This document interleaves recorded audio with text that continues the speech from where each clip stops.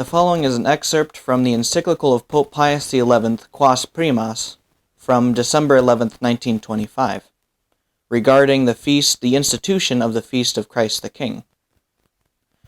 If we ordain that the whole Catholic world shall revere Christ as King, we shall minister to the need of the present day, and at the same time provide an excellent remedy for the plague which now infects society. We refer to the plague of anti-clericalism, its errors and impious activities. This evil spirit, as you are well aware, venerable brethren, has not come into being in one day. It has long lurked beneath the surface. The empire of Christ over all nations was rejected. The right which the Church has from Christ himself, to teach mankind, to make laws, to govern peoples, and all that pertains to their eternal salvation, that right was denied. Then gradually the religion of Christ came to be likened to the false religions and to be placed ignominiously on the same level with them. It was then put under the power of the state and tolerated more or less at the whim of princes and rulers.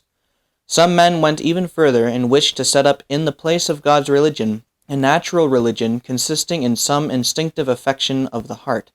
There were even some nations who thought they could dispense with God, and that their religion should consist in impiety and the neglect of God. The rebellion of individuals and states against the authority of Christ has produced deplorable consequences. We lamented these in the encyclical Ubi Arcano. We lament them today. The seeds of discord sown far and wide, those bitter enmities and rivalries between nations, which still hinder so much the cause of peace, that insatiable greed, which is so often hidden under a pretense of public spirit and patriotism, and gives rise to so many private quarrels, a blind and immoderate selfishness, making men seek nothing but their own comfort and advantage, and measure everything by these. No peace in the home, because men have forgotten or neglect their duty. The unity and stability of the family undermined, society, in a word, shaken to its foundations and on the way to ruin. We firmly hope, however, that the feast of the Kingship of Christ, which in future will be yearly observed, may hasten the return of society to our loving Savior. It would be the duty of Catholics to do all they can to bring about this happy result.